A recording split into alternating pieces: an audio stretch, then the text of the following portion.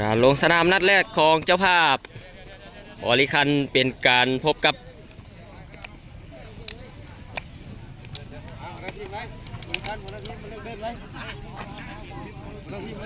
ทีมจากเมืองคำเกิด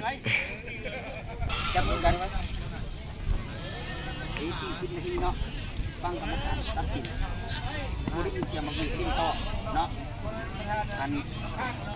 บทเรียนเป็นพิมพ์รีบมาหากรรมการเนาะดูกันเข้าเราได้เดี๋ยวเนาะอันนี้จะดับเข้ามาในนี้เข้ามาในนี้เข้ามาในนี้